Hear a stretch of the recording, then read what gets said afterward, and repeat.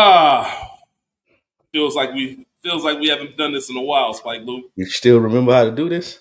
Yeah, man, I we gonna ain't. see. We about to figure it out. We about to figure it That's the out in real time. longest. It's the longest I done been away since I started. Probably.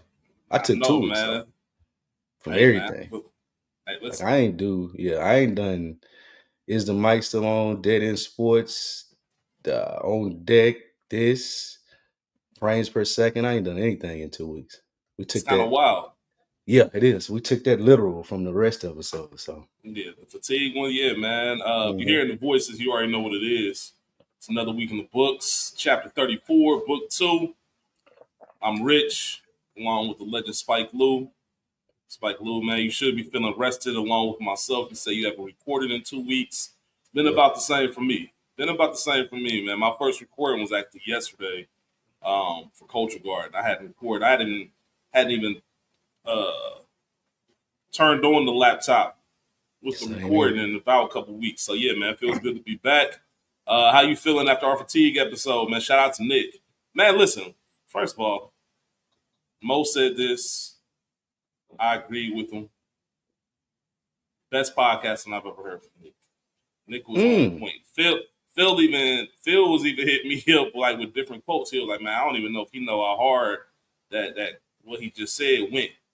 A certain quote about being fatigued and stuff like that. But I thought that was the best podcasting I've heard from Nick. Now, granted, most of the time I hear Nick is when he's on deck, joining you and Animal Brown. But for me, yeah, he was on one, man. Like Nick dropped a lot of jewels that episode. So shout out to Nick, man. Absolutely, man. I think that's good feedback. Nick is a very thoughtful brother. That's how him and I connected, in the sense of like, and I don't mean thoughtful like, oh, do you need some type of? I mean like really thought out as Yeah. far as his opinions. And sometimes people think he's just flying off the handle, but I love him on platforms like this because he rarely Mhm. is on platforms like this. As we talked about on the episode, it's usually like sports, movies, and you're not really giving insight into yourself. And I think that's why it was so good because you rarely get to hear him in that bag. Not Yeah. adding to the performance because I do agree, and we got to have it more and more to get him to share that side. But yeah, definitely that was some great podcasting right there. Shout out to my brother Nick. Yeah, man. That was my first time meeting Nick and talking to him. So Hmm. hearing him on deck and other platforms, he's got the personality, of course. But Facts. to your point, Spike, I didn't know how thoughtful he was, and I don't. Hopefully, that don't come off the wrong way. Mm-mm. Because it's not like I didn't think he was capable of it, but it was good to be able to just sit down and have a regular conversation. Like, oh, okay, then, Facts. and learning something from it. Especially when you're older than someone. When you sit down and Hmm. talk to somebody younger, you're like, man, all right, man, this is a conversation. You're like, oh, I left with some jewels. So shout Facts. out to Nick on that, man. It's good to be back here with y'all though. Gonna get rolling in this episode, chapter 34. I was um, talking to Spike Lou about our format and everything, but before we even get there, I have a question for you, man. Okay. Um, it's tonight, so it is July 10th right now, Thursday, as we're recording this. Is this Yeah. a midnight release night for you, Spike Lou? And what I Ooh. mean by that is the Clips album is coming out. Um, we're at the point now where it's few and far between where we're gonna stay up till midnight waiting for an album. Is this one of those occasions for you? You staying up? You're just gonna wait till the morning to listen to that Clips. You know what? I'm tapping in. I'm staying up, and I think and so too. because of course I'm a big Pusha T fan. I love him probably more so than I like the Clips, but I still want to shout out Portia. She's supposed to be on. She coming on next week for y'all that are looking for it. She sent me the song Mhm. with Kendrick, and I've been avoiding listening to it because I just want to hear everything in a whole. I did Yeah, listen to same. the trumpets. I listened to the trumpets, but I didn't listen to the one with Kendrick. So it's a midnight release for me. One, because I just want to hear it, and two, because I'm thinking that whole if that whole feature might be on there. If the whole feature on there, it's gonna be well worth the wait. If the whole It's feature crazy. is on there, that's why I'm up. That's really why I'm staying up to 12. It's crazy how rap fans are all holding their breath, hoping. You know what I mean? Like they gotta have something on there, especially They with the gotta Rock have that Nation whole on connection. there. We'll see, man. It'd be nice. I'm You I'm said you I'm staying up holding to my 12. yeah. I'm gonna be up. I took a Because nap we after the Me too. movies and everything, so I'm good. Because we got that Larry June and something else coming up. It's a good weekend for music. It's a good Yeah, I music can't weekend remember for what music, else it is. man. Yeah, there is Uh, one more thing I can't remember. To your point, somebody else is dropping on the 11th. and Anyway, it don't matter. I know while y'all you, I keep was gonna say, everyone why on deck. you know what I'm waiting on? I don't know if you've been seeing this. Have you seen the behind the scenes footage? Like 2-3 minute YouTube videos of Jermaine Dupri doing the Magic City. I've heard you talk about it on deck, but I haven't watched it That shit myself. is fire. Like, he doing a hell of a rollout for this. Like just getting all the ATL legends and letting Yeah, you see how he come up with the beats and just doing like in the studio with T.I. and Killer Mike and just a little Scrappy and just like Rocco he had out. Like all the ATL people that you could think of, he got in the studio for this Magic City album. So I'm excited about that when it come out too. that's some And of the my favorite documentary content. coming out. That's some of my favorite content when people do behind the scenes stuff. But making of and Mm-hmm. all that, that's some of my favorite stuff to Mm-hmm. do, man. It's funny Facts. because speaking of the break that you took, I was listening to On Deck, man. Listening to On Deck, the last episode y'all dropped where y'all was on break. You had a throwback episode, Uh-huh. I know that 2015, was the 90s, wild. 2000. It was interesting. It was interesting. First and foremost, sometimes you say 10 years and then you actually hear something from 10 years ago and it kind of dawns on you like, oh, they've really been doing this for quite some time. Mm-hmm. It was actually kind of inspirational to listen to the show because it's different than what it is today. Facts. Very much so. Um, yeah, very much so. I was getting weak. Spike Lou, you sounded like a mix. I'm just talking about literally your voice, not what you were saying. Your voice, Yeah. right? You sounded like a mix between Ti and Plies. Like the way that you the way you enunciated words Yeah. and kind of projected. I was like, oh, he still got a heavy accent back in Yeah. 2015 when you did those episodes. But the That's inspiring funny. part was thinking about the rebrand and thinking Mm-hmm. about how many times you have to kind of reinvent yourself in this space in order to stay relevant, in order to keep going. Because I hit a point with Culture Guard, when I'm like, all right, then we got to switch something up just to kind of keep it fresh and just trying to tinker around with things, play around with different formats. And it was cool to say, all right, then this is normal, right? Because when you're doing it, and it's funny because I'm reading. I don't know if we talked about this, the 5 a.m. Club by Robin Mm-hmm. Sharma. Yep. We So ain't talked about That's the same person who wrote the Monk Who Sold Us Ferrari. it. Mm. Oh, Since you I did love that mention book, that. yeah. So since I Okay. love that book so much, I went ahead and got the 5 a.m. Club, and I was reading it. One of the early chapters, chapter 2. Uh, it's kind of like the Monk Who Sold the Ferrari, where the story is being told in different formats. Mm-hmm. And one of these is like this old head speaker, and he's speaking at some event, and he was just talking about how hard is good. You know what I mean? Like hard is Mm-hmm. good, and like difficult is really going to teach you some things. And Stephen King, when he wrote Carrie, which was the novel that made him famous, he didn't think it was good. Like he wrote the actual book and then threw it away. He threw it away. Mm. His wife found it in the trash and wiped it Mm. off and read it and was like, "Yo, what you doing? Like this is it. This is incredible." And even then, I think he got a $2,500 advance. It wasn't nothing, and then it blew up. And it's just crazy, and it kind of goes into what we're talking about today. You see the title, man, reasonable self doubt. If you know, you know. But just talking about like just where you are in life and um, the confidence that you have for everything that you're putting into this. And it's kind of hard to see that other side of it. So it was really cool for me to hear y'all and then knowing what it is today and knowing that somewhere down the line and maybe even 2, 3, 4 times, y'all had to take a step back and say, all right, then what are we doing to preserving this space that we're in? Because it's so Mm-hmm. easy, Spike, to just say, you know what, this has run its course and let's move on to something else and do whatever. It's astonishing, honestly, how y'all have been doing that for so long. I really want to tip my hat to y'all because that is Thank you. incredible perseverance to be able to go week in, week out, and still deliver on a podcast level, man. So I was really inspired by it because it reminded me that, you know what? Everything that you got going on is where you're supposed to do, man. Like, I Mm. got to find this expert from this book. Um, oh, man. It's funny what All you right. said about the Ti thing. Oh, go ahead. My fault, my fault. There's an expert who says we've encouraged a culture of soft, weak, and delicate people who can't keep Mm. promises, who bail on commitments, and who quit on their aspirations the moment the smallest obstacle shows up. Hard is good. Real greatness and the realization of your inherent genius is meant to be a difficult sport. Only those devoted enough to go through the fiery edges of their highest limits will expand it. And the suffering that happens along the journey of materializing your special powers, strongest abilities, and most inspiring ambitions is one of the largest sources of human satisfaction.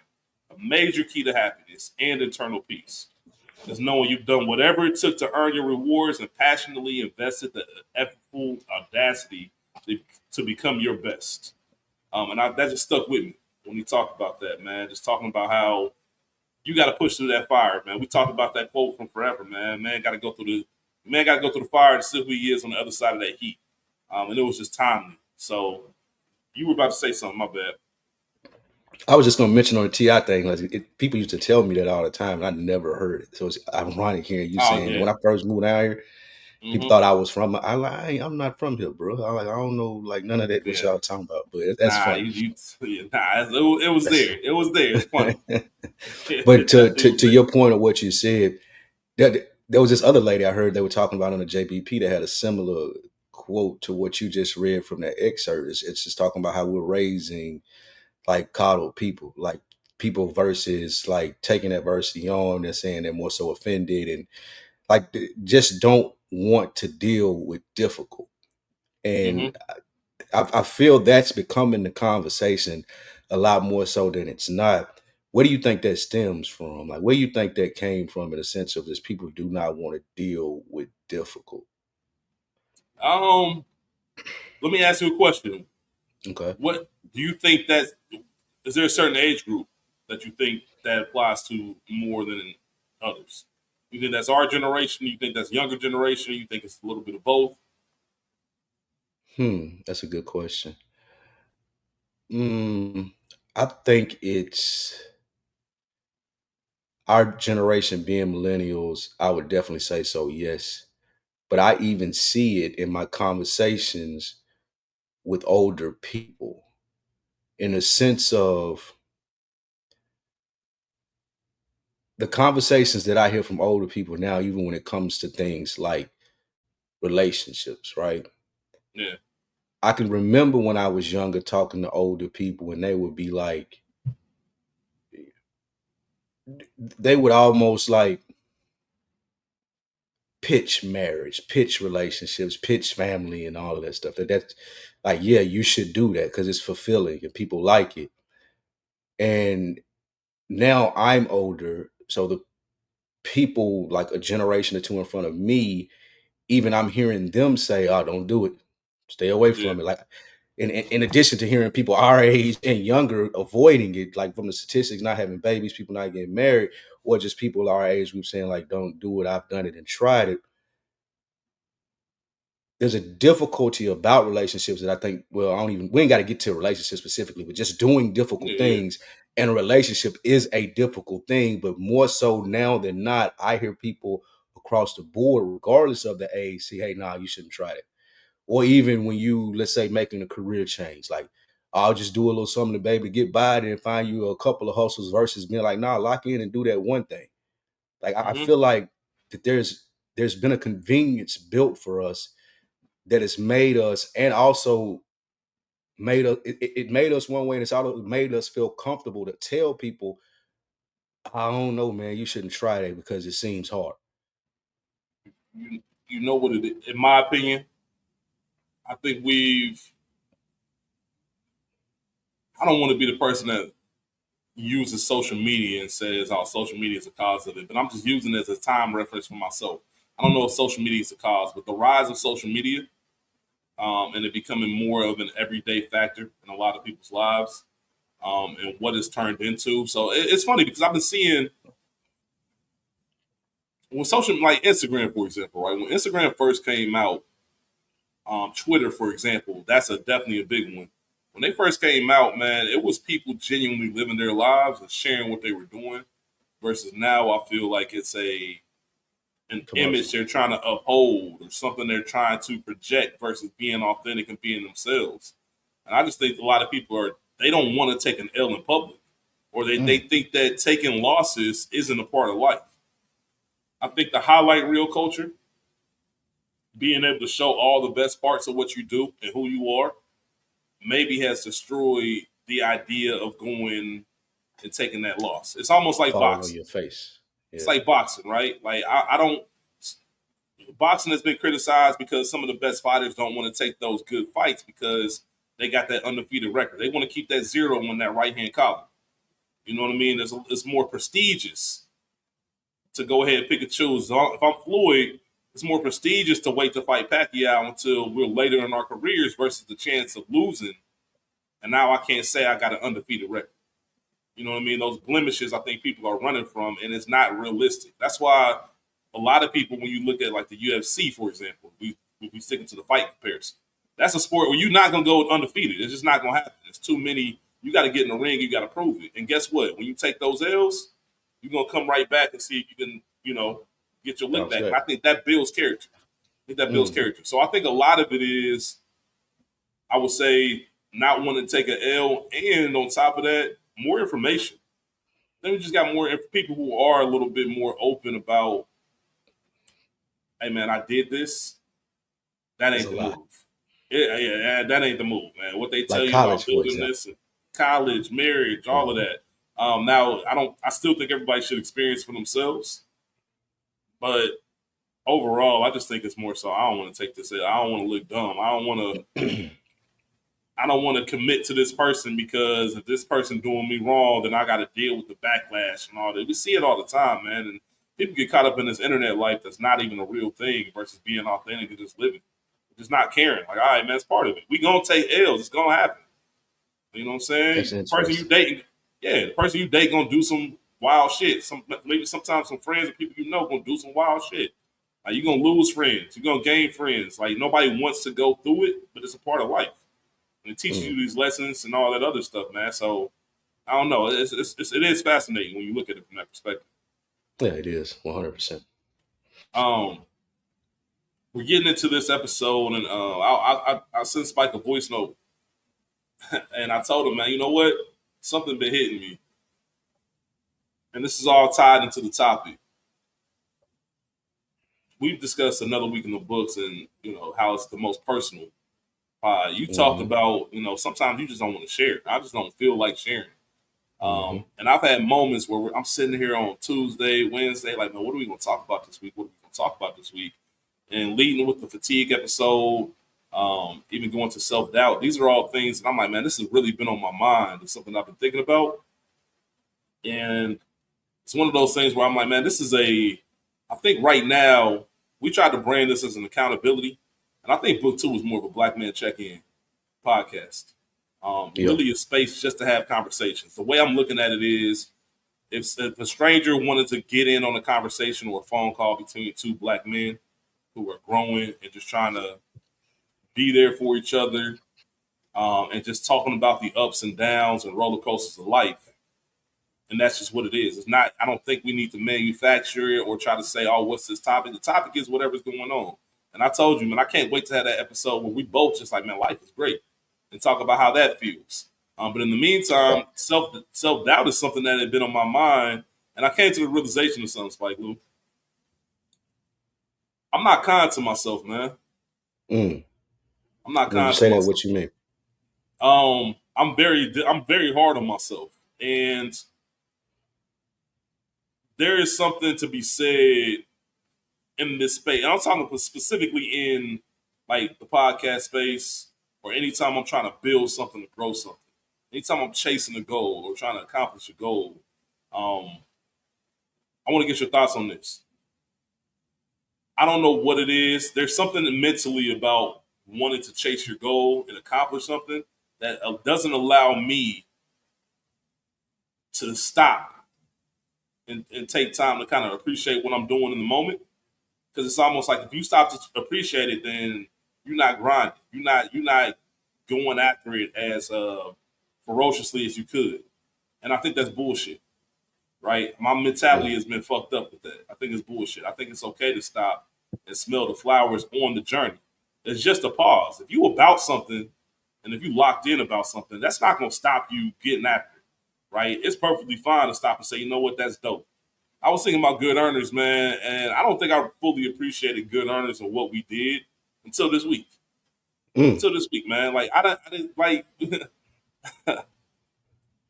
we took one of the best shows of all time and talked about every single scene of that show. We didn't just The way recap episodes. Go ahead. in a way that no one has ever done it before, and I feel You know, confident in saying that. Like no and one has ever done it like we did it. and that's my point. We did something out of billions of people in this world that no one has ever done. And took a show and took our own unique perspective and turned it into this thing. And shout out to you and Mo who started it with season one. I came in season two, and we just kind of lifted it from there. And there is something about that grind mentality and just kind of feeling like, all right, then next episode up, next episode up. And I looked up this week and I'm like, yo, that was fucking dope. Like that was incredible what we were able to accomplish, man, and the community we were able to build.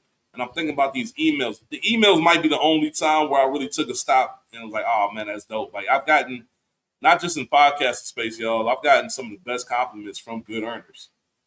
We Facts. talked about there's a teacher named Lynette who had reached out to us, and she said she left a comment along the lines of, "I wish that I could teach the Sopranos to my students for the sole purpose of them being able to listen to your podcast. The way Mm. y'all break this show down and the way you're able to take character analyzation and scenes and kind of observe all the things that are going on in this world and discuss them in this format is incredible." And I stopped, man, when she said it in real time. I'm like, yo, that's one of the best things I've ever heard. Like I didn't even think I never thought of myself like that. We just talking about a show, and then when you get to hear other people's opinions on what that show means, that's when you really realize what kind of impact you're making. And that's kind of where the self doubt came from, man, because I was talking to Mo on the phone because he gave us some feedback after our fatigue episode. And part of the feedback was talking about just kind of figuring out what it is that you want to do. He was talking to me and Spike, left like an 8 minute voice note, which is, I love Mo because ain't no, it's not too many people in the world I'm listening to an 8 minute voice note, bro. Shout out to my nigga Mo. Hey, A that's lot why of I fuck with it. You know how much confidence it takes to send an 8 minute voice note? people, hey, man. Like you gotta be I, one of the most confident men in the world. That's why I fuck with Mo. hey, Like, I told you, I don't even know if you remember this. I told you a while back, I think uh, it was around March, man. I got a 17 minute voice note once or 12 minute voice note. That shit still ain't been played. That shit still ain't been played. What we doing? What are we doing? Call me. But he was talking about the branding and like who you are and all of that. And I called him while I was on the phone, like maybe a couple days after. And I told him, man, like, man, there's moments where I don't feel like I'm good at this. mm, Um, and I mean it in the sense of when I look around at who's successful in this space, let me back up. I feel like to be a good podcast, a great podcaster, hmm you got to have at least one or two things. You either have okay. to be talking about something that people really care about, or you have to be a really, really, really good personality. And when you get both of them, then you can make some magic, right? But people are going to tune into what you're saying because either A, they're very interested in the topic, or they're very interested in the person. One of the two, right? And sometimes you get magic and you get both of those in the same thing. And if you remember, this is with the basketball conversation when he asked us like, "What basketball player would you compare yourself to?" And I was hmm talking to him, and I'll be Chris Paul. I think my greatest attribute from recording is setting people up to be the best versions of themselves. Like seeing the floor, spread it out, throwing the oops. Like you know what I mean. I'm gonna make sure I do whatever I can to get you a wide open look and let you do what you got to do. That's my strength. I don't have a where I look at someone like you, I look at someone like Rachel, I look at someone like Portia, Nick, who have these personalities to where Spike Lou, if I told you 5 minutes before we hit play, like, all right, this is what we're talking about. And kind of what I did, man. I hit you up today and said, because we had a conversation about what we're going to talk about. We said, man, let's just catch up. And then this morning it hit me like, you know what? I want to talk about the self doubt and stuff that I've been feeling. I hit you with that this afternoon. And here you are this afternoon, probably no notes, no thoughts. You can just hold the conversation. I feel like I can do that with anything. You, Portia, Ray, I can just throw out a topic and y'all can make good content out of that. You know what I mean? Mm. You're gonna be able to make good conversation. I don't know if I can do that. I don't have the Mm. personality to do it. I don't have enough. I don't know if I have enough. I don't want to say outlandish takes because that's not it. But those takes that are so, it's got to make you have an opinion. You can't sit in the middle. It's either you agree or you disagree. One of those. That's a good point. Um, That's a good point. yeah, that's just it's just not me. And if I tried to force it, I think everybody could tell. I think everybody would be able to know, like, hey man, this nigga just saying that. Yeah, because you're more information based. Like I'm your more style of yes. podcasting is like I'm gonna give you the information, and I do have a perspective on it, but I ain't going all the way. I'm stepping to the line, and I'm gonna hand it to you to walk over it if you choose to. But you have the Yeah. information, which is great. But I do get what you're saying in the sense of Portia, myself, Ray P, Nick, a couple other people that I pod. This is like I get this. We were talking about this when I was at home. This is a family trait for me, and I Mm-hmm. think I've said this on here before. Like you never know. I never know what I'm going to hear or say around our family, just because we were all raised like that. Like you don't Yeah. bite your tongue, and thankfully that's been able to translate over to this and help with the personality style of it. Like even when I'm working with Dead End, like that's some of the comments that I get because their fan base wasn't as they weren't familiar with me unless they listened to On Deck and they listened to both or something like that. But when I started doing those pods, it's like, man, this nigga say anything. But Mm-hmm. it's authentic. It's not to ride to like it's not to get a rile out of you. I'm like, this is how I feel. Like I ain't bite my tongue. We here to talk. Let's talk. Right. And that comes off as authentic to a lot of people. So I get what you're saying in that sense, but there's also the self doubt with that too. But my bad, you weren't. Was you done? Like But now we just having a conversation okay, because okay. like a perfect example of this Because I is forgot what that was leading into. That was you leading into like you saying you can't just. oh yeah, no, I was just saying that I can't. Here's a good example, right? Malcolm Uh Gladwell. For those of y'all who know Malcolm Gladwell, Yep. author, written The Tipping Point, Talking to Strangers, all types of stuff, man. Incredible author. One of my favorite authors. He has a podcast called Revisionist History. He's not an entertaining person, right? But he's But he very thorough. informational. He's Facts. thorough. So if you appreciate stuff like that, you're gonna tap in. I love I Malcolm feel like Gladwell. I'm the same way as him. Like I'm good at taking a topic. If you gave me a project, right?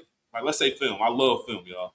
So right now I'm working on there's a New York Times list that came out, 100 best movies of the 21st 100. century. We're reviewing that this week. Yeah. Right now I'm actually doing I'm watching all of I told myself I'm watching all 100 movies. I'm starting from Mm, 100 and I'm gonna make my way to one. And every 10 movies I'm gonna have an episode about it and just give my that's thoughts on good. it. That's That's the good type of content. shit I like. I like doing things like that. I like projects. I like building things up and giving my thoughts and sharing my opinions, especially on something I'm really passionate about and I love. That's not for everyone, and that's cool. And I think I've realized that that's my lane, and I'm comfortable with it now. I think I tried to be someone who was I want to be a podcaster, and that's why I've said it before. Like I always looked at myself as a producer. I can navigate and put people in the right position. I don't know if I'm somebody that you're looking for from an entertainment value, but if you put me with entertaining people, it's gonna be a good time. But I'm more so like thorough personality versus if you did the same project, it's gonna be a little bit different. If Portia did the same Oh yeah. project, Rachel, so on and so forth, Nick. Um, so yeah, man, I told and most reaction was like, huh, really? Like, 'cause I told him like I don't. There's moments where I just don't think I'm good at this, and I wouldn't say that at all. 'Cause there's a lot well, worse people at this. Like you. Let me tell you, your strengths are you're able to navigate a conversation in the sense of you're never going to be left without something to say. And I think that's a yeah, part of this. When you're dealing with a personality like mine or Portia's or Mo, even though we say a lot, there are points where we be like, I ain't saying that because I know I'm not even going to get into this with them. Like, yeah, so like, but you know how to navigate those betters because you're going to have the information to move a point along. I can get bogged down on a point just because I don't feel what you're saying, and like I'm not gonna say how I really feel because I don't want the blowback. It's fine. It ain't even worth that sometimes. So I think that's the difference in the sense of being good at it. Like you said, they're different tools that each player in this game have and strengths. So I understand because what you say, No, no, go ahead, finish your thought. my self doubt comes in the sense of in doing this, I'm not researched enough to those like if I'm saying something unless it's crazy, crazy, then I'm not gonna like mark in my head like, oh, that's a clip. Oh, that's something Hmm. that needs to be out there because people are going to respond to it. That shit never registers to me because I'm just being myself and talking. But Yeah, I'll get text and feedback and like, man, when you said this about that, sometimes I don't even remember what they yeah. talking about. But it's so like, oh, this is a clip. This is what gets you from this level to that level. And my Hmm. self doubt comes in not noticing those things because it's natural for me. Like I don't know the clip moments, and I don't have people around me that would hit me. And that's one thing I like to get into while we're talking about this too. I don't have people around me that would hit me and be like, because they're not technical, they may not even be in this field. They may just listen. They'll just say, when you said this, Yeah, but it would be a lot more impactful and helpful to me with my self doubt. Is like, at minute mark this here, you said this. That's funny. People want to hear it. That way yeah, I can go and cut it or get it to somebody who can cut it and then put those clips out there that people are asking for. But in everything that I do with this, it seems like a treadmill in the sense of, yeah, you're going to keep having clippable moments. But like we talked about earlier with Mo, myself, and you, like if you don't go back and listen to the game tape, you don't know what clippable moments are. And then it go to what Paul George was saying a little bit later. He's like, nigga, we don't even have time to practice no more. I don't have yeah, time to listen to clippable moments, nigga. I got a yeah. game every night. It's like it's a game every night, and It's real. I need 2 off days. So if I can't take my 2 off days, then I probably ain't gonna perform like I need to on those other game nights. So it's hard for me to go back and listen to game tape and be like, oh man, you should cut this and put this on your social media and do this, that, and the third, versus having the confidence, the not self doubt to be like, oh, I know this was dope, and even maybe write it down when you're saying it or whatever it may be, because it never registers to me like that. That's my blind spot. It's, I think, to speaking to your blind spot. It's funny that you say that because I feel like unless it's something that you can see with your own two eyes, so Mm-hmm. like something physical, like an athletic feat that you can do, I don't know if anybody really can grasp onto their talent or really can appreciate what it is that they're good at. Like if you can jump high, you know that. You learn at some point, oh, I can jump high or I can run fast or do whatever. And you know, oh, that's something I'm really good at. When you're a good orator and you're good with words, you're good with stuff like that. I think a lot of people who have those skills, it's so natural that you never stop and say, oh, I'm good at this. Like, I remember in Mm, college, man, having friends that would tell me, man, you should go into public speaking. And mm, I'm like, what? Like that's it. Was, I just wake up and talk. Like there's nothing. That was nothing to me. Like it's just kind of who I've been my entire life. But they looked at it and saw something like, nah, that's not normal. Like you have a good way of facts. talking to people, relating to people, and everything else. And sometimes it takes other people constantly being on you, say, no, you're good at this. You should do this, and kind of go in that lane before you even realize it yourself. Because it's so That's natural. You've been true. doing it your entire life, and that's something that I can agree with.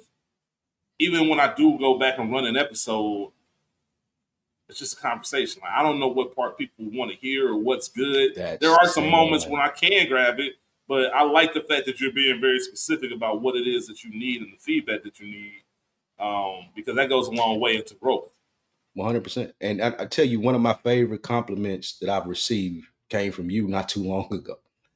And it's sick that this was a compliment that I liked, but I got it. It was spot on. Because the for those that watched, the Bear came out not too long ago, and Rich hit me. Rich hit me. He was like, "Nigga, you're calm." That's like, Yeah, if and it was so spot on, and that's the reason that I like the show as well. Because if I was running a business, that's how I would run it. I don't know about all the other shit that y'all got going on out in the weeds, and you want me to care about and feel like that don't matter to me, bro. I'm here to cook. That's what I do. I'm really fucking good at it and been trying to be really fucking good at it for a long time. And I've gotten to a point where I'm good at it. But Hmm. all the other stuff and the other things that people require from you to be a whole person versus, oh, you're really good at this one fucking thing. Like I understood I know how you meant it jokingly, but Yep. it 1,000,000% registered with me because like I was like, yes, if I were running a business, that would be a disclaimer that I'm going to have with my if my friends were working with me, like, okay, bro, like, yes, I'll always love you. And if you want to decide to take this position and work with me, this is how it's going to be. Never take it personal. Once we leave out of the kitchen, whatever the little shit they do with the little that thing right there, whatever Yeah. they do, we can do that. But just understand that's how I'm going to be towards the thing that I love to do. And that registered with me so much in the sense of you telling you that. So that's how my blind spots are created in the sense of the things that I'm talking about because of that personality that you have. I love the feedback that we received when people, when like just from when you were saying with Phil, when Dro, and all of these people gave us feedback. But I woke up to two texts this morning that went similar vein to the feedback, and we received one last week because I haven't been doing the reels. I have fell off from doing those, but there's Hmm. reasons and that that I'll get to or whatever at some point. But I am going to get back to them. And somebody texted me last week said, "Hey, where they at?" This morning, I know Mo texted you and I at Yeah. six Neither one of thirty in the us said. morning. Neither one. Nobody responded, but Mo was like, No, "Where the reels at?" I And love Bo, man, because that was he. the third that was the third text that I've received like that this week. Yeah. And I still appreciate those, but it has, and one of the reasons that I appreciate it because I know those people love me and they want the best for me. But it's also made me understand what more that I need to do and to receive in order to continue to gravitate towards what I want. And I don't think that people do this enough when they see something like you talking about the people seeing you with public speaking. I've received one text since I've been doing this for however many years that said this, and it came from Big Jeff, and it said, "How can I help? I Hmm. see everything that you're doing. I'm familiar with the space.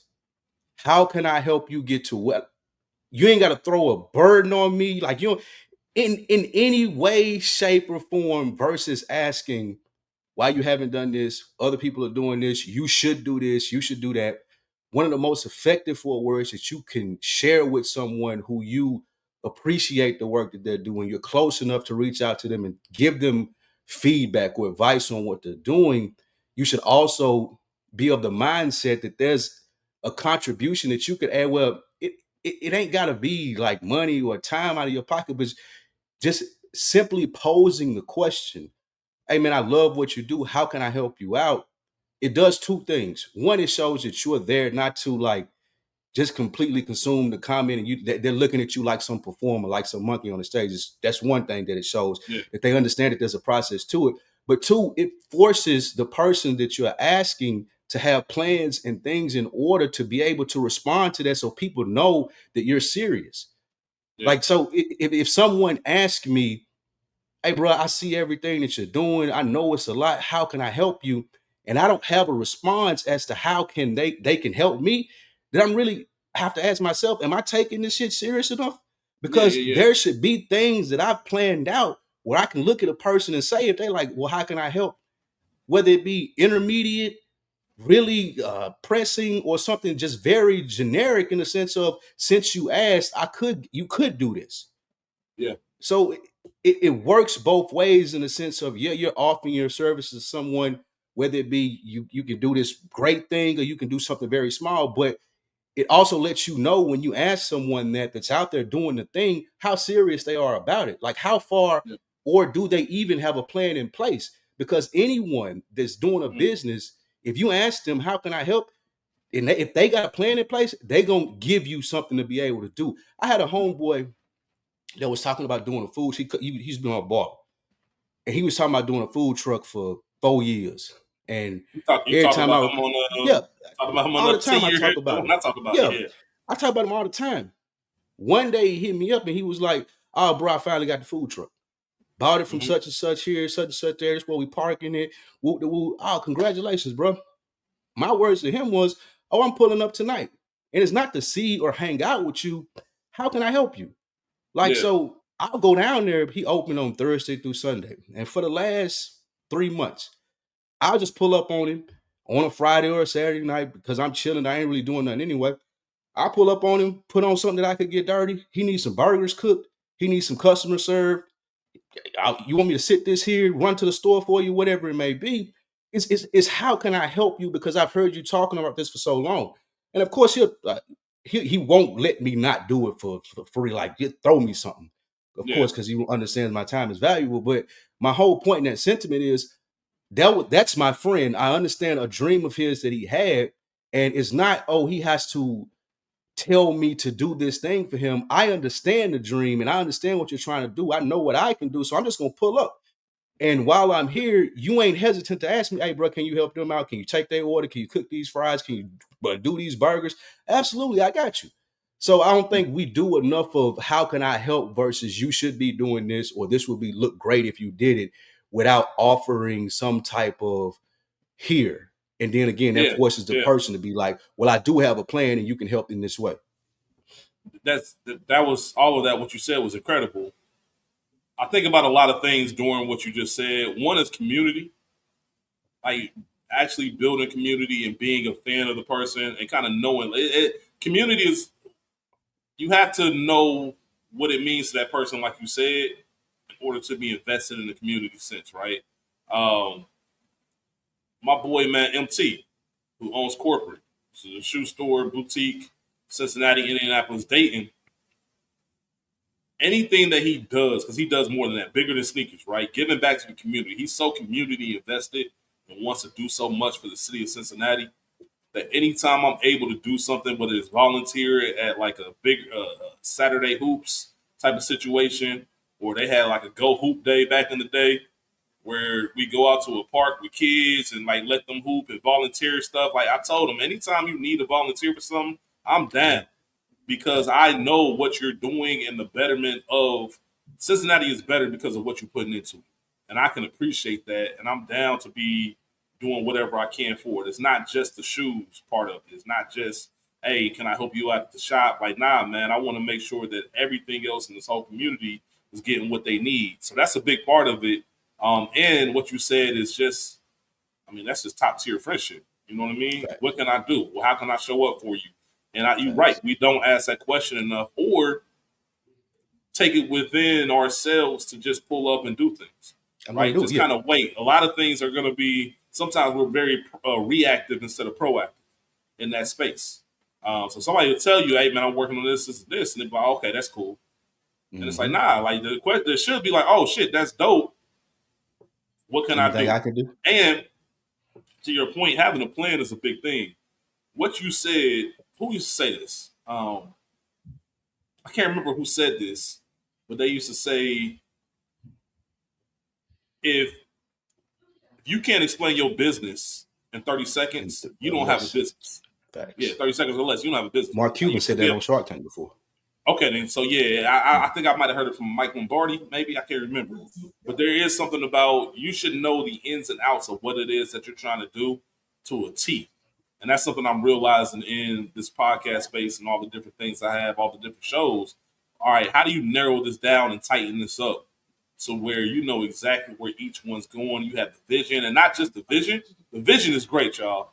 The vision is incredible. You have to have it, but you also have to be very detailed in what am I doing next? Because otherwise, things will just you'll lose track of it, and it's You'll hard to speak. make sure You'll that just be it's on going. you'll be on a treadmill. Like you'll just be Hamster walking. wheel, You're not yeah, going in a hamster wheel. That's what I was trying to think of. You yeah, same brain. But yeah, you'll just be on a hamster wheel because you'll do these shows and you'll do these things. But it's like, okay, I had the conversation with David not too long ago, shout out author to on the Dave. show. Yeah, he was like, okay, bro, because he's wanting to get into the space, and he was like, Yeah, I understand you need listeners. I understand you need to be consistent, but he's a businessman through and through. Like his whole mm-hmm, family businessman. So his question is like, where the money come from? mm-hmm, And I had to genuinely tell him like, that's up to you. Like that's up to the plan that you come up with and how you want to do it. Do you want people to subscribe to it? Do you want to get sponsors from brands that are already out there and sell yourself as that? Like, do you want advertising? there are so many different ways to make money from this, but you have to have the plan in order to be able to do it. It can't be a pipe dream, and you thinking once I get to 10,000 listeners, the faucet is on and I can do anything I want to in this space. That's just not the case, and that creates a lot of the self doubt that we're talking about. You and I see people on a daily basis from listening to the podcast that come into deals or who have ascended to fame, and you're like, damn, bro, I ain't knocking, buddy, but I'm a little. I can do this, like you said this before. I Yeah, can do this a little bit better than that person, man. So, yeah, what is it that I'm not doing that that person did to ascend to the fame? And if you start paying attention and you do real business research, it ain't luck of the draw. You can tell. You can follow the timeline of their ascension and be like, okay, I see here is where the clips start dropping.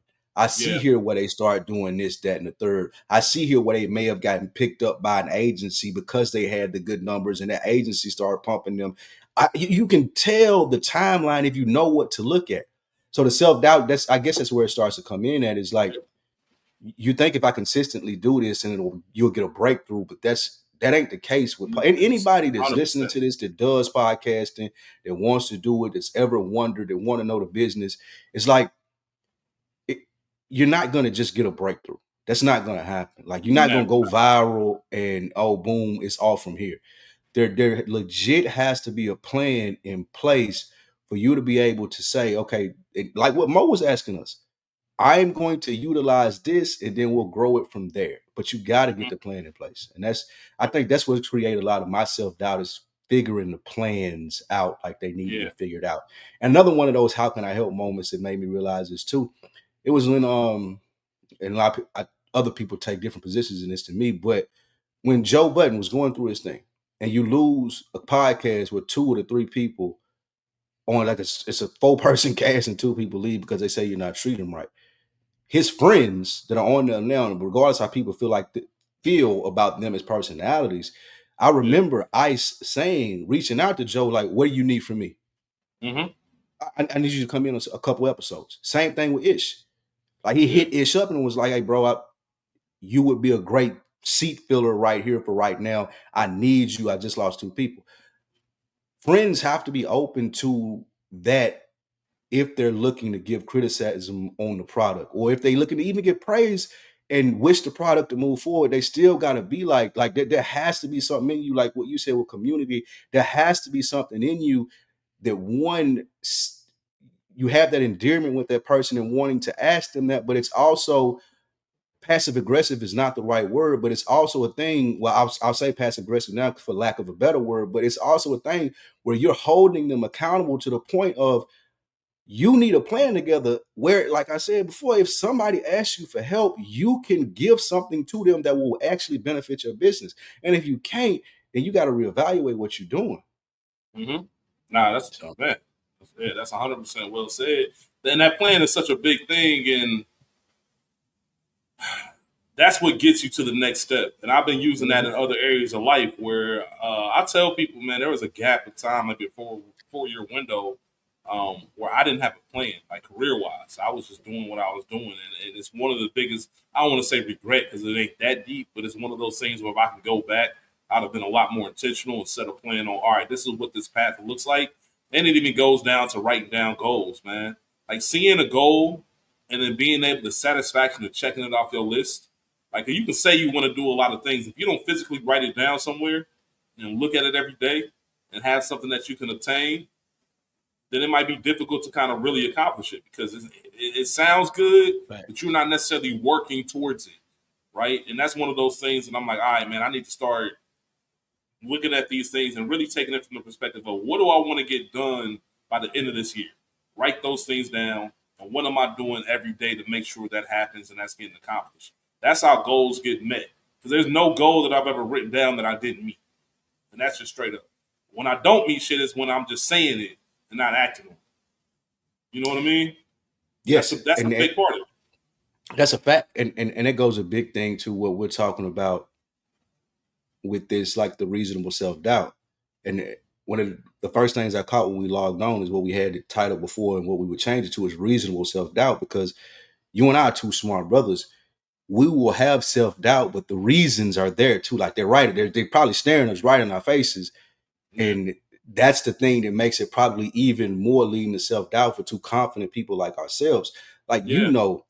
like what you just said, writing stuff down helps us reach goals. I know that. I don't do it enough. There's no Right. reason why you and I shouldn't have gotten together already, to no fault of your own or my own, other than us just being really busy people. There's no reason that we haven't gotten together and done that, because we know it works. And I think that's Yeah. what creates the self-doubt, because we know, oh, you have the talent to do this. It's a good product, but you still haven't etched out the time to make the proper plan to make this move the way that you need it or want it to move. Yeah. There is no cheating success. Like we know that, like just Yeah. from being successful in other fields. And that's one of the things that creates self-doubt in my mind, because then I ask myself, well, why haven't you done that? Like, Yeah. is it a time thing where you think it'll take too long, and but then that don't make sense. So I don't have an answer. I'm just throwing it out there, like you said. We're doing a check in. We're throwing this out there for feedback, for people to respond to this.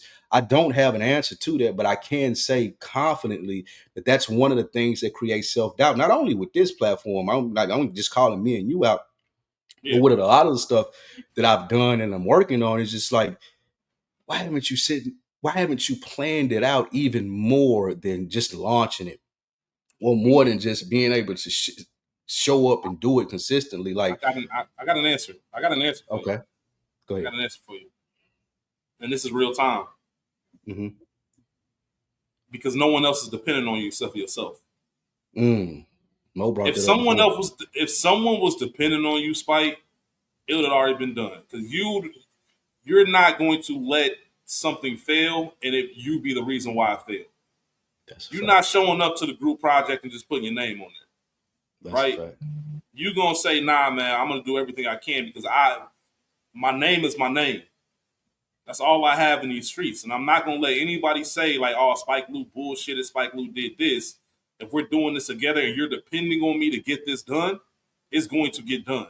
When it's just us and we're just looking at this, oh, this is kind of a passion project or whatever you might want to call it, and we're just relying on ourselves, you have more of the leisure of saying, I'll get to it when I get to it, right? It's not like your yard, right? If you on the block and every house in the block had that yard cut, and you the one that ain't, there's an urgency that comes like, man, let me get my shit together. I don't want to be the only nigga on the block No, that's with the messed up facts. yard.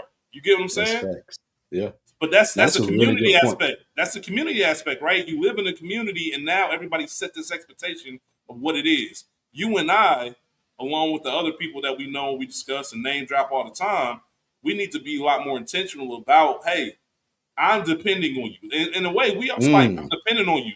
The same way you mm. depend on me. If we're gonna take this to a different level, I need you to do that. I can't just do it by myself. We treat it Facts. like we treating it like it's golf and tennis, but nah, nigga, this is a team sport. So Facts. we get on here every single week, along with other podcasts that we're a part of. I'm about to get kickstart Breaking Bad and everything else. If any one of us don't do what we say we're gonna do, the ship can sink real fast. And we need to look at it as though, yes, I'm in charge of my own individual path when it comes to this space, but I also have people that need me to be the best version of myself in order to really reach the heights that it can. And I think that's what it needs to be, man. It should be. And somebody reached out. I'm not even gonna say who it was because um, they told me that I was the first person they talked to about this. Mm. But they said they had an idea. I don't know what it is yet, but they just randomly reached out and said, "I got this idea. Um, I need you to help me, like, just be accountable. I need you to help me be accountable for it." And I was honored that they thought of me enough to be like, all right, then bet. Like, I know you're gonna be on my ass about this. But it was also, I admired the fact that they was like, yo, I'm trying to get this done.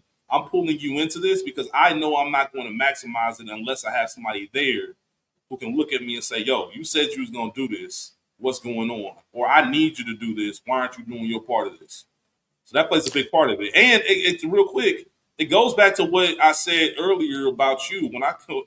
I'm glad that we know each other well enough to you knew that was a compliment when I called you partner, because it reminds me of And if you haven't watched The Bear, it's the sense of you have somebody chasing greatness and who is great, but for some reason doesn't take the time to appreciate their greatness. And in real life is understanding, if you watch the show without spoiling, real life is understanding I got to figure out a little bit more about myself. And he doesn't mean bad. He means well in everything he does, but he doesn't register certain things the same way other people do. And you can see the concern and the care, but it doesn't come off the same way.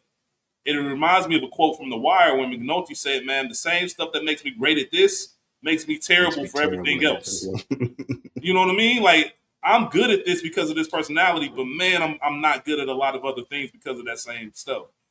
So that's always fascinating to know who Do we you have a are. lot of do you have a lot of people? That was a great comment, by the way. But do you have a lot of people that you could do the same thing with that they would Absolutely. truly hold you accountable?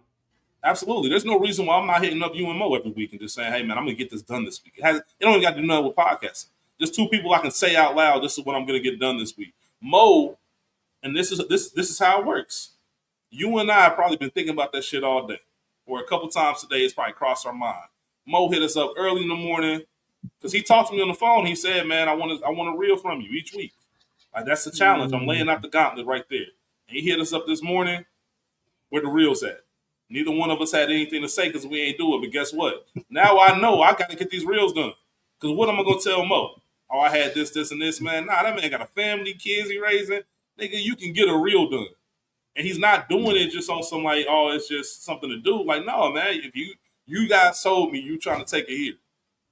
So why don't you I have a know the reel aspect. to, Yeah, he's yeah. doing it on the sense of, and everybody to reach out. Like I didn't want it to sound no type of way about them saying that without the how can I help, but Oh, everybody you that know, reached no, out to me, like I said, I've gotten that text from Mo and five other people this week, and I know where it comes from. It comes from them listening to this show and seeing what I want from this and how talented it is. It's like, bro, like yeah, that was something. Like continue to do that, but you haven't done that. Not even asking why, just get back to it. You know what I'm mm-hmm. saying? But sometimes the why got something to do with it too. And some people just don't know that. But Yeah. that ain't an So excuse either. That's not an excuse. Like the why can't be an excuse. Like you just got to figure it the fuck out. yeah, exactly. But yeah, no, I got tons of people. Like Phil, man, my brother Phil, man, he's one of the like when you talk And about just being detailed and goal oriented, like I can always Phil has a if I'm going to any city, man, damn near any city in this country, I can hit Phil up and say, "Yo, I'm about to go to Oakland. Send me a list." And he'll send me a list of restaurants, things to do, don't feel dispensaries.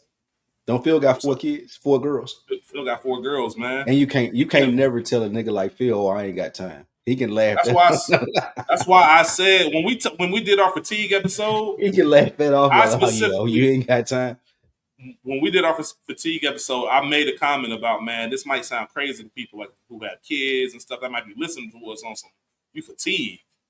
And I thought of that specifically because of someone like Phil who got four girls. Shout out to his two oldest, man. They just turned 6. Shout out to them, Um, man. yeah, absolutely. But nigga, I don't want to hear nothing about that. And Yeah, that like gives you perspective too. that's like like if I'm talking to Dro, like he'll laugh that off. Like, time, nigga, I got 5 kids. What we talking Yeah. about time? Like, what do you But you, mean? but you Figure it need out. people like that. You need You people like do. that because they'll put life in perspective for you. Like, bro, you bullshit. But if you really wanted to, we all got the same 24. Yep. And you can take and you see people like Phil, like Dro, in my life specifically. Like one of the reasons why I love my brother so much is he's not one of those people that are going to ask you to do something that he's not doing. It's Yeah. like I seen him like wake up for jobs that I wouldn't dare wake up for at the time of morning, but I need this money. I got to get this bread. And Mm-hmm. he's going to do it and do it consistently, and he's not going to complain about it. So anytime that he asks me, "Hey man, you bullshitting or doing this, that, and the third," I can never be like, "Bro, like relax, like give me a break," like, cause no, nigga, ain't no breaks. You said Yeah. you wanted this thing. I'm working hard doing like even him building his own business now and doing other stuff on the side of that, like raising a family with 5 kids. It's like you don't get a break, bro. It's like that. Yeah. That's what he'll tell me on the phone and try to explain to me. Like, ain't no breaks, bro. It's like it's all the Yeah. time. It's 24/7. Like, figure it the fuck out. And the reason that I'm asking you this is because I love you. I see your talent and I know you can do it. And I heard you say what you wanted to do. So don't take it as me being an asshole. Just take it as me from someone that has experience being like, okay, like keep it rolling. Like keep doing the thing. It's man. I talked to you when we were on the phone. I talked to you about F1, the movie Yep. that's out right now. And there's a moment. It's a very subtle moment, but the line delivery was incredible. And even if you didn't need to see the journey to understand the conviction in his voice. There's a Mm-hmm. moment where Damson Idris, who was like a rookie driver, him and Brad Pitt, who was like the old head, they having a moment. And there's a line delivery where he looked at him, like Damson looked at Brad Pitt's character and said, "Man, I climbed a mountain to get here, bruh. Like, I can't do it justice to delivery, but you felt that passion. I climbed a mountain to Mm. get here. Like, you have Mm. no idea what I did to get to this space." And that hard work, like I said, I don't need to see a montage of what it was. I heard it in his voice. Like, bro, like you don't know the work I put in to be where I'm at. I'm not gonna let you play with it, but most importantly, I'm not gonna play with it either. I'm gonna make sure I go to get where I need to be, and that's the mindset that's really shifting. But going back to one of the original points, we definitely need to just make sure that we check in. We need to do a better job of that. And we joked about the tweet that was going out, like how men can have friends that they talk to every day, 20 plus years, and have no idea what they do for a living. Right? No And idea what they and do it for a living, and and that's it's true. not abnormal. It's not That's not abnormal at all. abnormal. Like for us. Yeah. We need to work on fixing the norm. I think we need to start working on making sure we know each other like in and out, and making sure we know all the details of each other's lives. Because we know we have genuine love and care for one another, like all your friends and family and your circle. But there is a certain level that relationship can build to when you have a care and concern about it. Going back to what you said, Spike, like I want to. What do you need? Like the reason you show up for your barber is because you saw him climb that mountain, Mm-hmm. right? You saw the conviction, and you said, "I'm going to invest time in getting to know this person.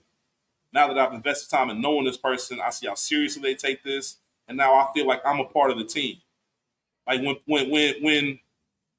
when you see athletes who come from different parts and that community uplifts them, and you hear stories about, nah, man, we looked over him because he was like one of ours. He come from our community. He the chosen one.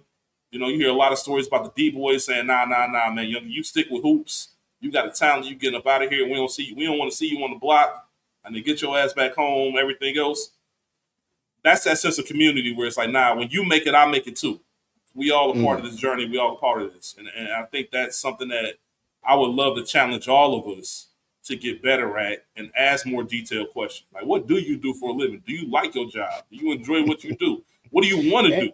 Do you have and goals of doing that? That can it helps so it much. Go ahead, helps Spike. when you need it helps when that person needs you too. Like you said, if it's a real sense of community, if somebody would happen to like I got an you're example. I'm right. sorry. I don't mean to cut you off. This just thought of this. I just thought of this. Imagine if we actually did talk about what everybody did for a living. Yep. Imagine how many opportunities would be there That's the because point. That's oh, the point that I go was ahead, leading to. go ahead, Because you, same you brain. black men feel like we feel like we're on an island so much sometimes when bad things happen to us. And it's because we don't have those detailed conversations sometimes. So Yeah, you can be in a position where, oh, my company was doing cutbacks, I lost my job. You may know a nigga that has an opportunity for you in your field, but it just so happened, oh, I ain't never even spoke to this nigga about what I do or how good I am at it. Or mm-hmm. the pool that he may have at the next place to be able to get you in a position to be like, hey, take this right here. I got the pool, just work and show you can do it. I'm gonna move you up. You're gonna be able to get to where you need to be in such and such and such and such. Having those conversations happen in other communities. And that's why we complain and cry about nepotism. I know that's a family thing, but even in the sense of a friends thing, you'd be surprised at how many of these small companies was people out there making 150, $200,000 a year. Oh, that's my neighbor. Oh yeah, that's my wife's husband's best friend. And it's because, oh, such and such does this. That's one, like when I'm on the golf course or you Yeah, go to places where it ain't like us, just us chilling and talking, one of the top 3 questions that are going to come up. Oh, what do you do?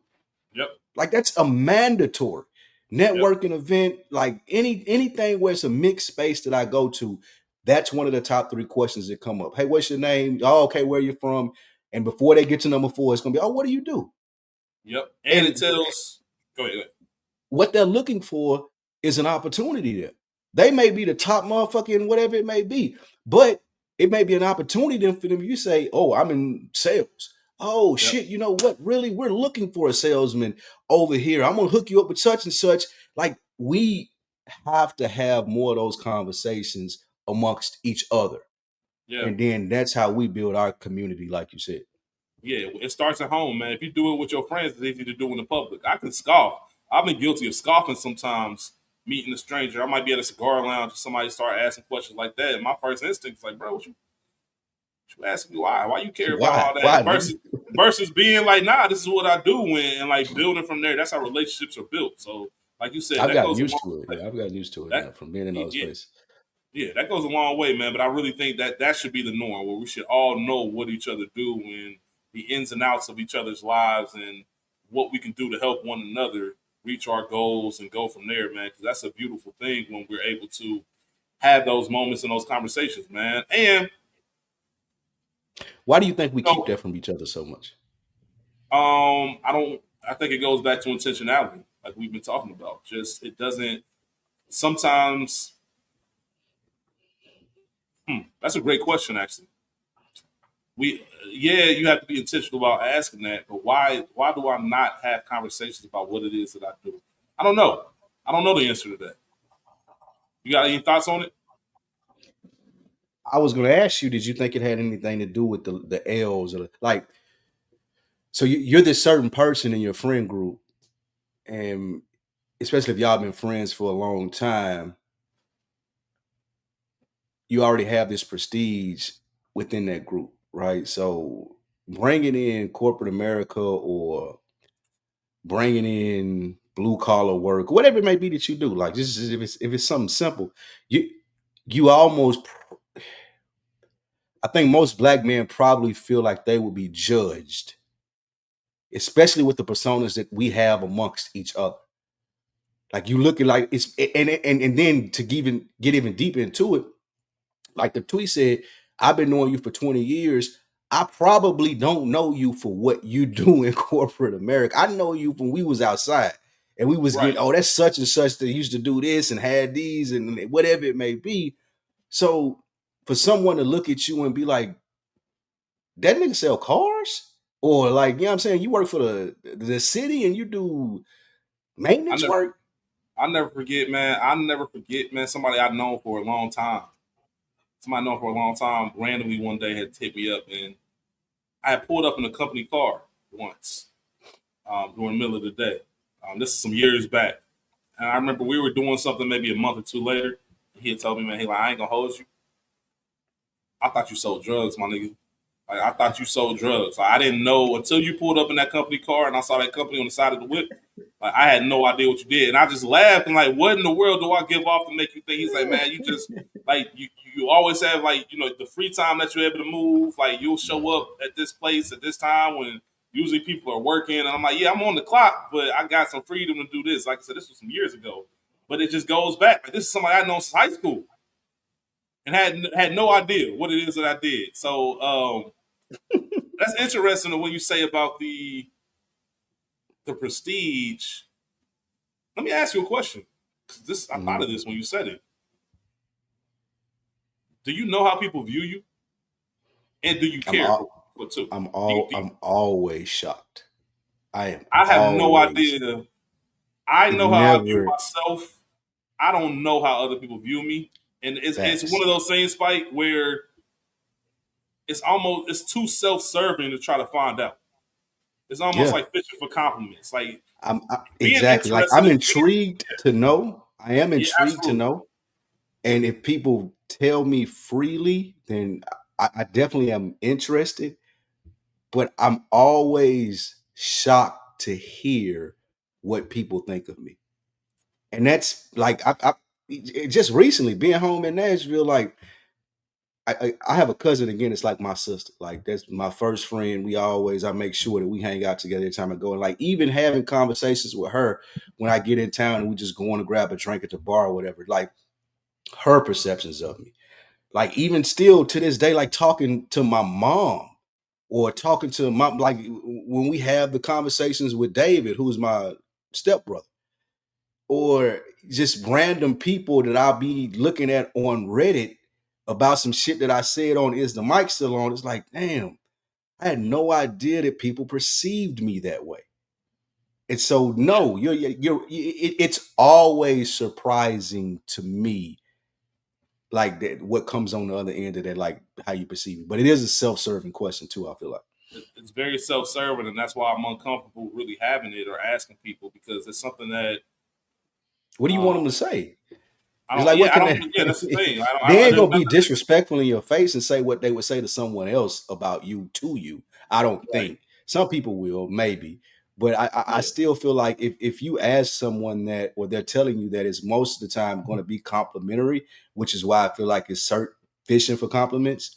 But Mhm. I do think, well, I don't even know if it's important to know, to be honest with you, because it does reflect on how people treat you. But at the same time, it ain't got shit to do with how I feel about myself. But it also can point out, maybe blind spots that you have too. Um. Yeah, and I think a way to like really find out, we can start by having more of those meaningful conversations. It'll come out in the talk if you have more like intricate, detailed conversations versus the quick just check-ins. You know what I mean? Facts, facts. I know one of the across the board, one of the perceptions that I have, I do know that people think I'm an asshole. That's one of the I was 100%, saying, I was, like I was, like I was, I I was do just know at a that birthday perception dinner. that people have of me is that I was just at a birthday dinner with some college friends, and there was 10 people at this table. And one of our friends went around and like did the asshole ranking, like from lowest to highest, and I was number one. But they yeah, always say like you the sneaky one, like you wouldn't know, like people like you do a good job. If people don't know you, like they would have no idea. Uh, same, man, you just on same. that, and then That's I the same whatever, personality I type take thing. it. Like Yeah, anybody that has any type of like, oh, they know me more than just in passing, they probably say that. But it ain't like not it ain't the evil asshole. I'm the yeah, obvious nah, asshole. I'm like, I ain't trying to be like in no way, shape, or form mean or nasty, but I am yeah. gonna point out the obvious. Like I'm the obvious asshole. Like I turned down like I really calmed down a lot because I'm very like Captain Obvious. Very you don't. I was it was a point in life where don't say no dumb shit in front of me, bro. I can't let it slide. I can't let it slide. But I've gotten better with that. Like not everything needs a response. Um, facts. as we get ready to land this plane, one of the things that's been on my mind, and I want to make sure I take some space to do this. I want to make sure I say this out loud. Spike, man, you're doing a hell of a job, man, and I mean Thank that you. sincerely. And I'm genuinely proud of you, and I'm proud Thank to you. call you a brother. There's things that you and I have discussed offline that probably not a ton of other people even know, to where I can kind of be invited in and know a little bit about the grind and the hustle and know the work that you put in every day. As I was sitting here with this topic and kind of sitting with these feelings of self doubt, I told you one of the first things was, man, I'm not kind to myself. Mm, And it made me think of how many other people might not be kind to themselves either. And how can I help them with that? And one of the things is making sure that no different than we said the norm should be talking about what we do in more detailed parts of our lives. The norm should also be making sure we give each other flowers, making sure, hey, man, you're doing a great job because we are people who are always on the go and always thinking about the next idea and don't do a good job of stopping to appreciate our accomplishments. That I think it's okay to just look around and look across the table and say, nah, man, you killing it. You're doing a great job, man. And just the perseverance that it takes to maintain life and knock out these goals and dreams. And even if it doesn't look like you wanted to, even if you feel like you should be further along, like, damn, man, you still on that road and you still on that path. And it's going to be part of the whole journey where you look back and say, yo, I needed to go through that. I needed to have this moment of complacency. I needed to have that failure. I needed to have people kick me in my ass in order to get here. And the highs and the lows are always going to come, man. But I personally know the work that you put in, and we all trying to figure it out. And we gonna get there. We gonna get intentional. But I genuinely want to let you know, man. I admire the way you go about things. I admire the work that you put in, because it's not easy. It's not easy, and to know that you've been doing it for this long. A lot of people, once again, man, I climbed a mountain. I'm gonna keep saying Facts. that because niggas don't like until you started at the bottom. You And the don't know. crazy thing is, I feel like you at the middle, and the Mm. middle's an Yeah. interesting spot because you made it way too far to go back down. Facts. And it's But a long the way up. legs are tired, the air gets thinner, and you still trying to make your way up. But inch by inch, man, step by step, you're making it up that mountain. And I think all of us in all of our respective fields, if we take a moment to stop and be a little bit kinder to ourselves, you'll realize you're actually closer to the top than you think. You know what I Mm. mean? You're closer to the top than you think, man. You just kind of you got to make sure you just keep going. And I don't know, man. Sometimes when I get those random, I was talking to someone today and was just saying, two people this week had told me, just in podcast related stuff, man. Oh, you doing a great job. I see you killing it. Am I responsible, man? I ain't doing enough. Like, I ain't. They both hit me like, bruh, like you, come on, man. Like, how can you say that? And that's what sparked the question of how do other people view me? 'Cause I'm Mm. looking at it, I don't do enough, and other people looking at it, bro. You know how many people can actually do this? Matter of fact, how many people do you know doing it? Like, there's a Facts. certain level of commitment that it takes to do this day in day out. And I want to make sure as black men, podcast, no podcast, just life in general, man, we start making sure we give each other some space to tell each other, man, you killing it, and not just in a general way, but just I've seen you do this, and like I said, that's why I alluded to like calls that we've had just one on one. I know stuff that's in the background, and like just to show up and just have that mental like, hey man, I'm at it. Here we are.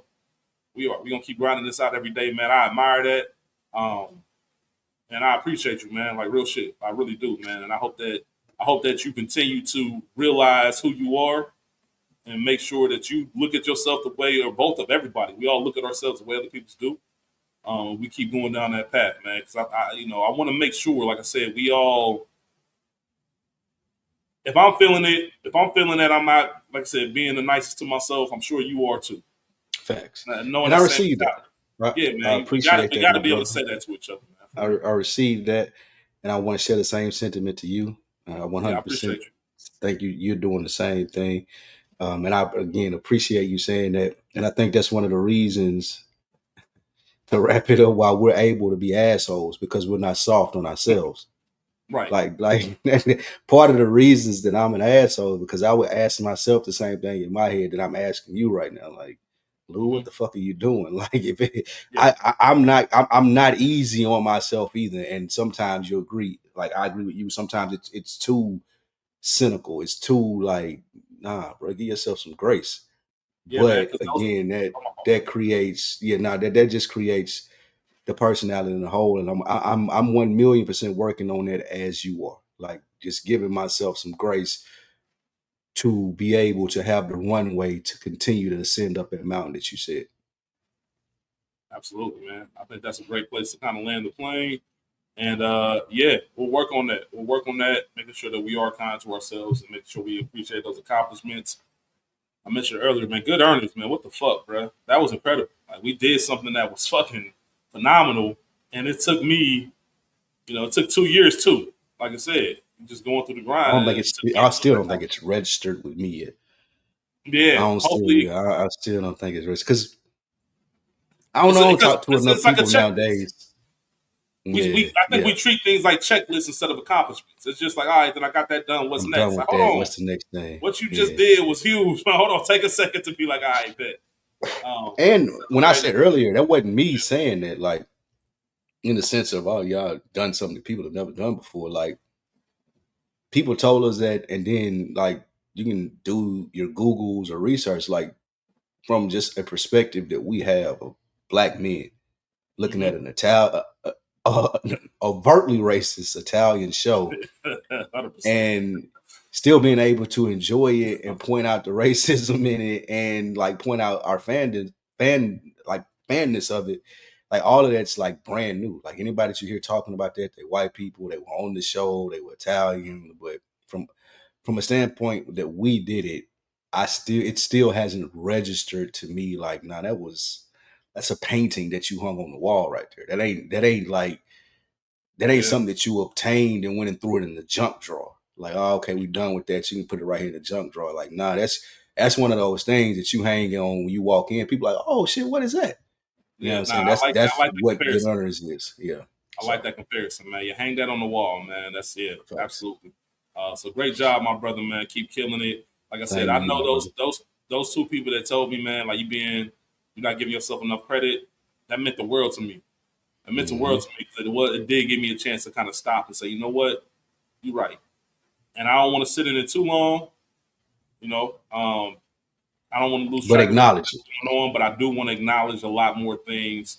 And I'm excited after where I've been for the past 2 or 3 weeks mentally, especially in this space. I'm excited to get back on track and just kind of make our own rules to do what we need to do. So Facts. yeah, man, yeah, looking forward to it. Bookworms, we appreciate y'all. There's one thing that I want to start implementing, and hopefully y'all will help us out with this.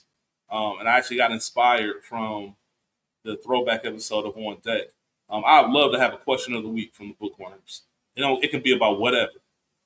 It can be Facts. about whatever, anything. I don't care. It can be about music, movies, uh, being black men, struggles, career stuff, whatever it is. A question of the week where we just kind of maybe open the show with it. Just, all right, man, we got this question. Let's just talk about it and then get into the episode. Um, but yeah, man, How just make about it more this? interactive. Yeah, go ahead. We will definitely do a question of the week. Y'all don't leave it up to me and Rich to come up with a question of the week. How about That's that? what I'm saying. Yeah, not for each other. I want the book. That's what I said. Yeah, I want the I want them to bookworms to do it. reach out to us. Yeah. But I think part of what we're saying and coming up with the plans and stuff, like you're right, that is a good idea. And you and I would have great questions, especially being engraved in it. But to show the support, to do the how can I help you that I mentioned earlier, bookworms, send all the questions in that you can. But if it's not, me and Rich will do it. We'll have our questions of the week, but we're going to implement that as a second question of the week. If we Yeah. got to do it, or if we got to wait from y'all to do it, it's going to be there. Okay. Bet. I'm with it. Yep. I'm with it, man. Great work, man. Keep grinding, Spike. Same to you, my I brother. enjoyed this conversation. Chapter Hmm. 35, we were off for that other holiday last week. So we It's missed just First off. Friday. So, It wasn't even a right. holiday. It's just an off Yeah, day. off day. There you go. Off day. Off day. So we missed First Friday. Portia will be on next week for chapter 35. And then we'll have her on a couple of weeks after for the first Friday in August. But looking forward to that conversation as always. Facts. Bookworms, man, take care of yourself. Be kind to yourself. Let's make sure we get better each week. We're gonna catch y'all soon, man. Y'all be cool. We out. Peace.